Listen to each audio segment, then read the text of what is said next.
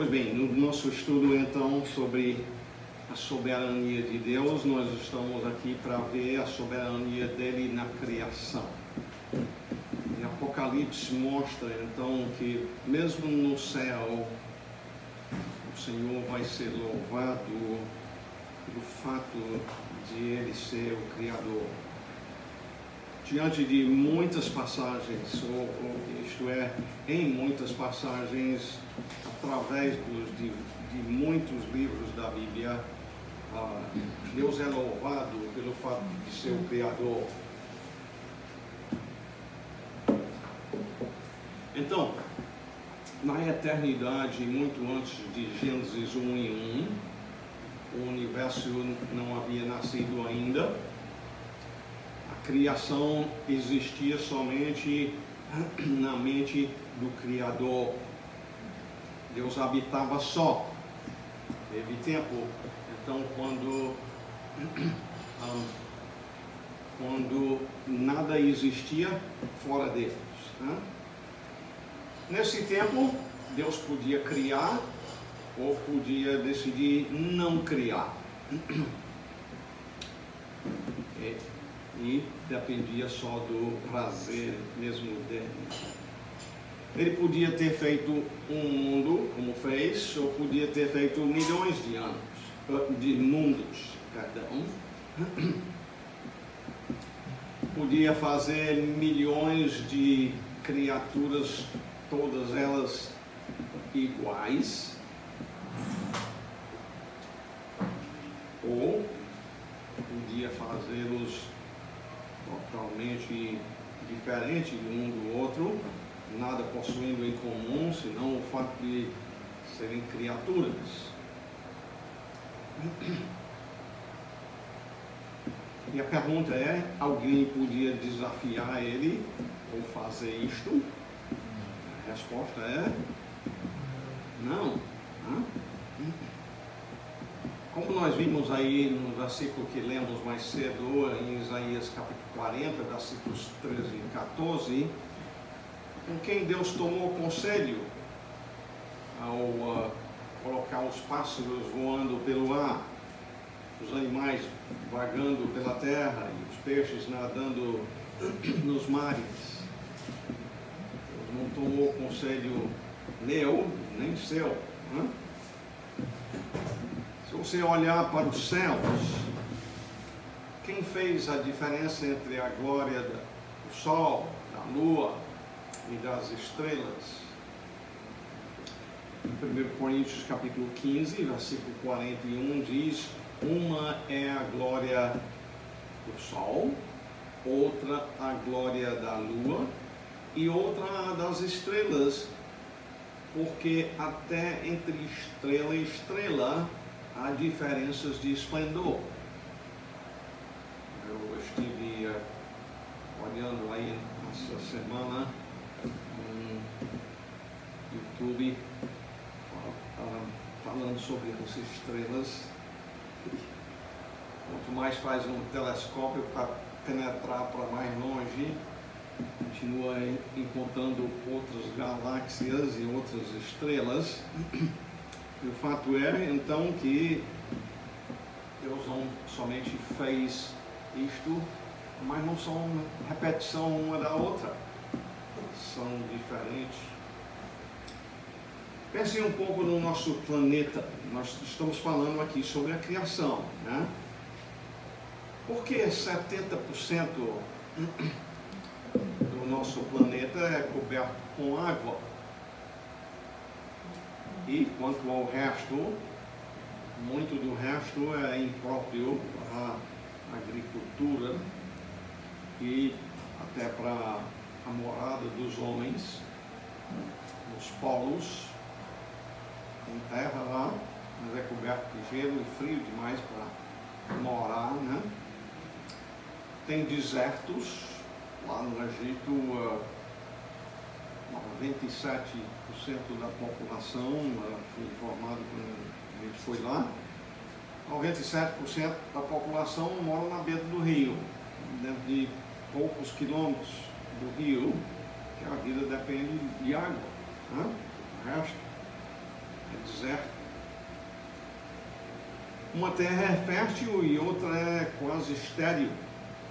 Um é rico em petróleo, outros minérios, enquanto outra terra não oferece nada disso. Um tem rios e lagos em abundância, penso no rio Amazonas, por exemplo, contraste aqui com o Nordeste, né? E outra terra é desprovida de rios e lagos. Porque um país é constantemente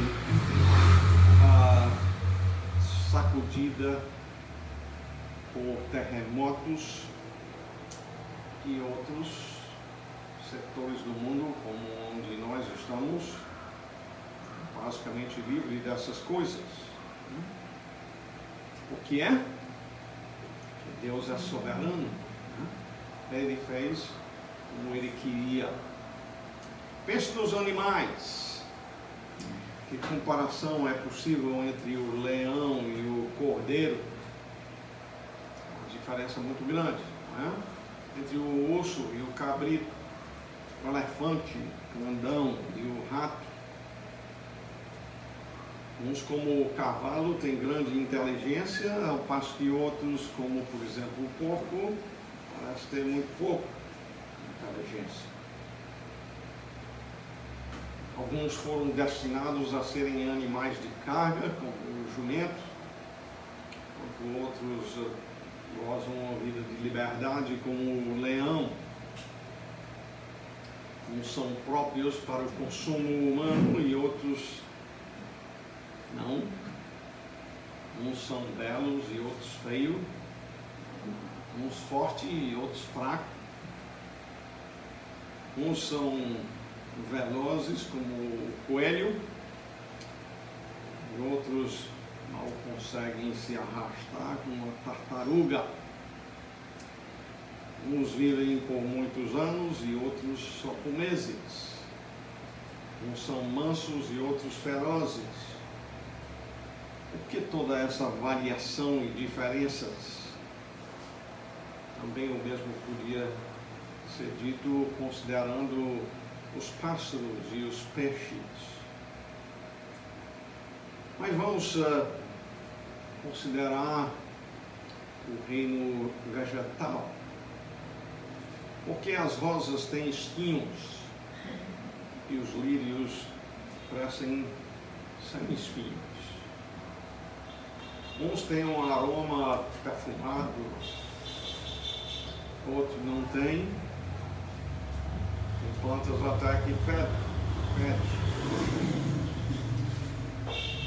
Tem frutos sadios que alimentam bem a gente e outros são venenosos. Uma planta suporta bem a geada, outra planta não suporta isso. Um limoeiro produz muita fruta, ao passo que outro quase nada. Uma planta floresce todo dia, por exemplo, a papoula, ao passo que outra planta floresce só uma vez por ano. Em Salmo 135:6 diz: tudo quanto aprove ao Senhor, Ele o fez. Nos céus, na terra, no mar, em todos os abismos. Em todo lugar, quando você olha a criação, você está vendo a soberania de Deus. Você não deu conselho a Ele, você não ajudou Ele a fazer o que fez. Considere também os anjos. Entre estes, talvez a gente pensaria que há uniformidade, porém, alguns têm posição superior a outros. Alguns são mais poderosos e outros menos. Alguns estão mais perto de Deus do que outros. Considere aí Colossenses, a epístola de Paulo, Colossenses 1:16.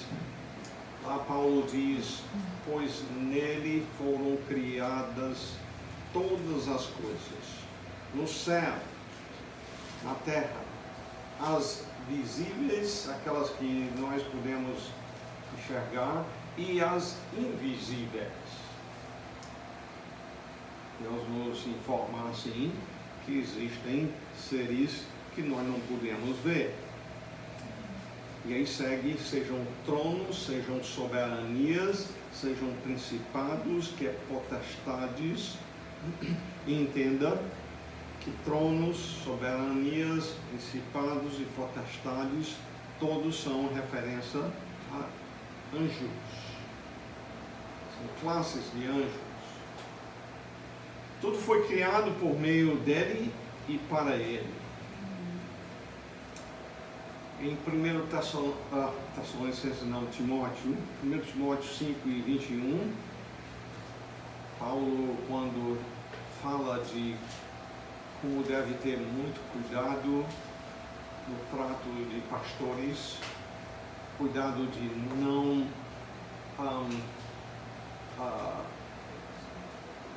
repreender um pastor diante do testemunho de só uma pessoa. Eu conheci pastores que foram tirados do ministério por falsa acusação de uma pessoa. Triste isto, é desobediência a esse texto bíblico. Mas o texto não diz que o pastor não é... o texto não diz que pastores são acima de repreensão, devem viver acima de repreensão, sim, mas se viverem no pecado, lá diz, devem ser repreendidos publicamente. E Paulo diz a Timóteo: conjuro-te na presença de Deus e de Jesus Cristo e dos anjos eleitos, que guardes estes conselhos, sem favorecer nem ser contra, sem examinar direito. Anjos eleitos. Efésios 6:12, que foi o texto que estudamos recentemente, Paulo diz que a nossa luta não é contra o sangue e a carne. O sangue e a carne aqui são o quê? Seres humanos, exatamente. Nossa luta não é com os seres humanos, e sim contra os principados e potestades, contra os dominadores deste mundo tenebroso, contra as forças espirituais do mal nas regiões celestes.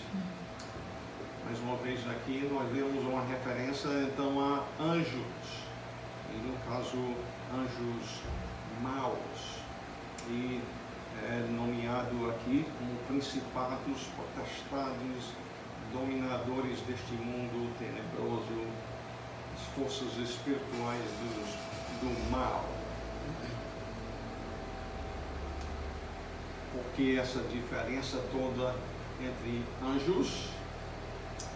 Salmo 115:3 diz: no céu está o nosso Deus, que faz tudo de agrado.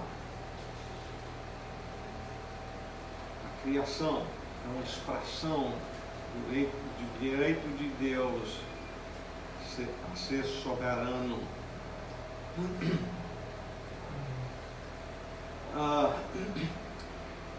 É de estranhar que esta soberania de Deus, demonstrada através de toda a criação, se mostre operando no meio da raça humana.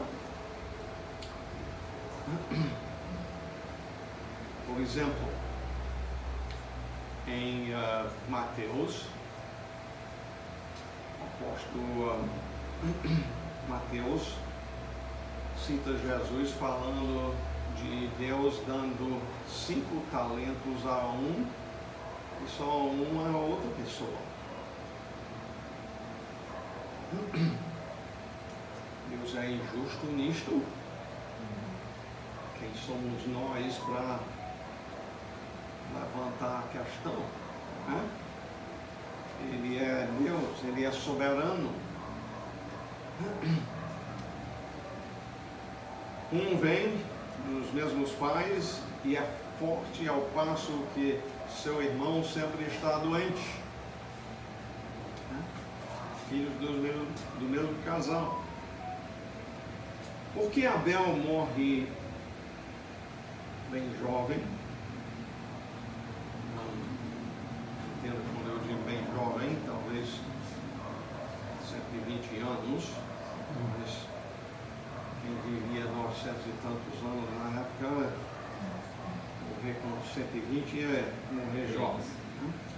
Por que Abel morre jovem enquanto Caim tem a permissão de Deus de viver por muitos anos ainda, depois de assassinar o seu irmão?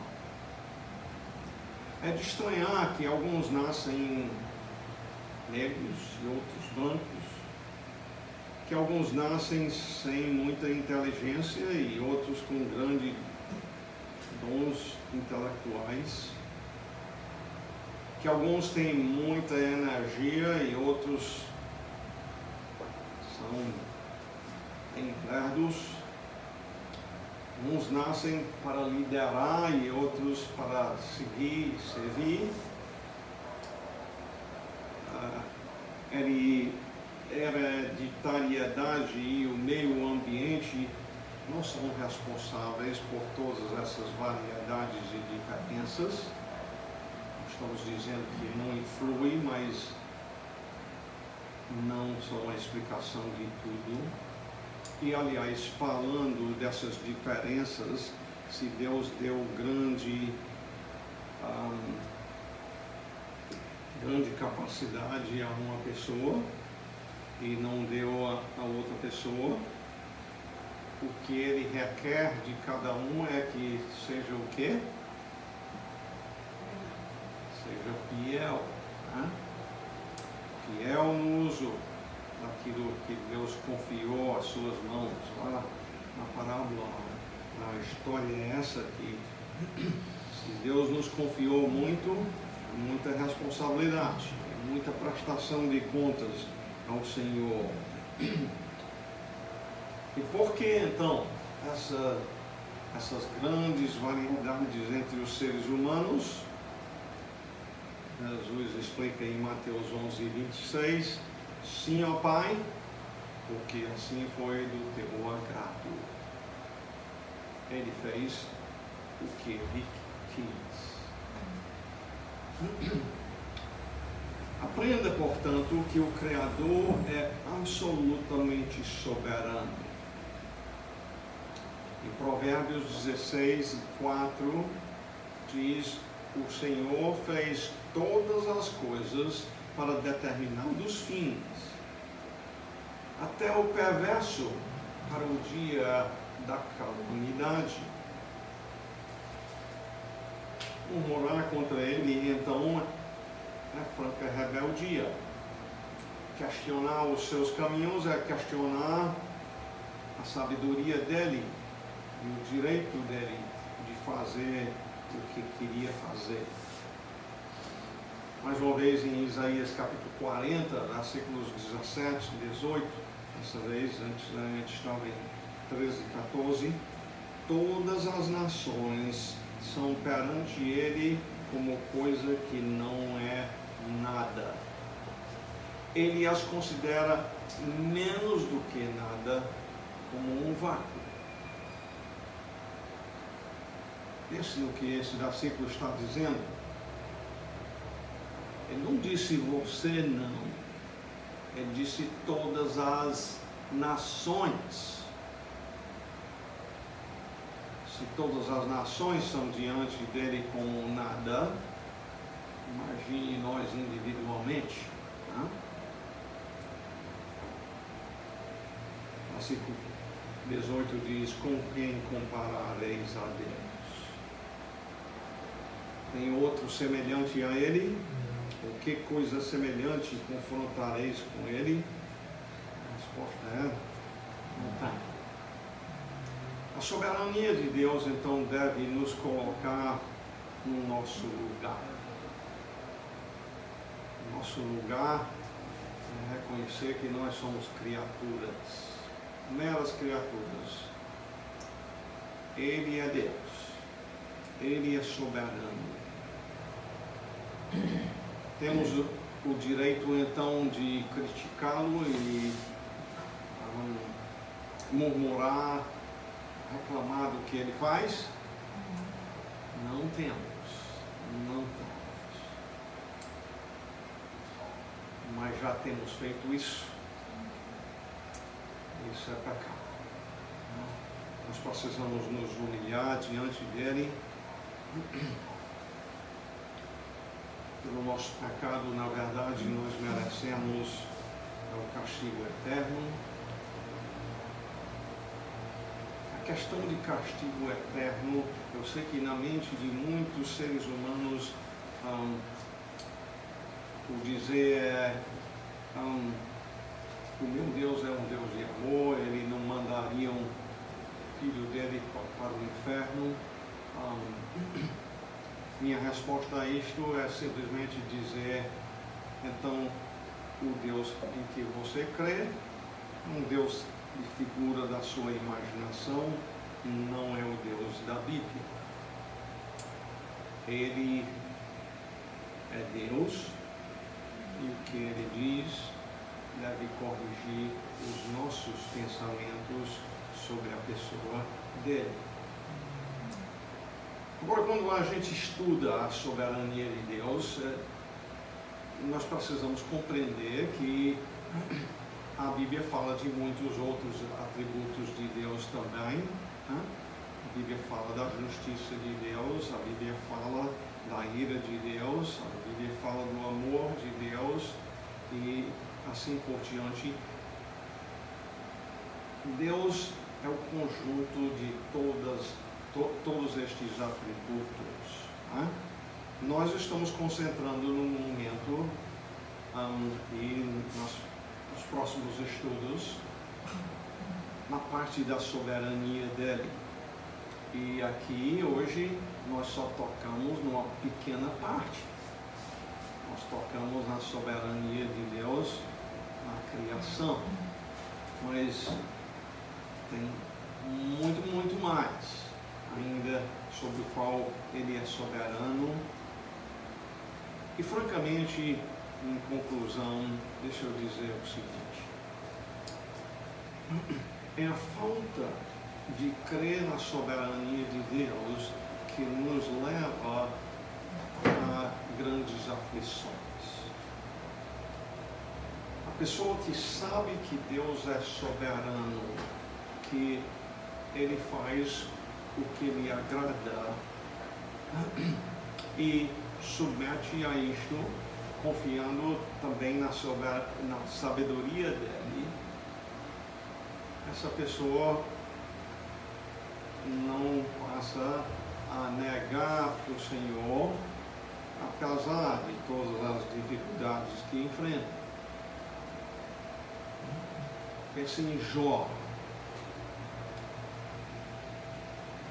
Eu acho que eu posso dizer que ele enfrentou mais dificuldade do que você, né?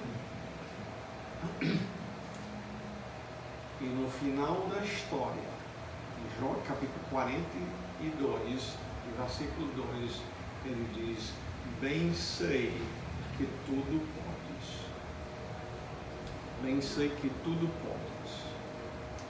E que nada pode deter a sua mão. E ele não disse isso revoltado contra o Senhor. Ele disse submetendo a sua vida a este Senhor. E aliás, nesse tempo não tinha sido feito ainda a restauração, não, da saúde, dos bens. Isso aí mais tarde, aí no mesmo capítulo, mas foi ainda no meio da aflição que ele disse: bem sei que tu tudo podes. Se ele não fez na hora que a gente queria, mas ele é soberano, tem esse direito, ele sabe por quê. Vamos baixar as cabeças em oração. Muito obrigado, Senhor, por observar hoje à noite a soberania do Senhor na criação. Certamente nós tocamos em poucas áreas da criação e de um modo muito geral. Mas vimos aí a evidência da soberania do Senhor, que o Senhor não depende de nenhum de nós, não depende de conselho nosso, algum de nós para te ensinar. O Senhor simplesmente fez segundo o querer do Senhor. E nós fazemos bem, Senhor, estudando essas coisas, mesmo estudando a ciência, a observar e admirar a sabedoria do Senhor, glorificar-te pelo que o Senhor criou. Ajuda-nos a aprender também a confiar no Senhor em meio às nossas vidas, aquilo que o Senhor soberanamente traz para dentro de nossas vidas. Assim nós rogamos no nome do Senhor Jesus Cristo, para a glória do Senhor. Amém. Muito bem, vamos então ao nosso tempo de louvar o Senhor e pedido de oração também.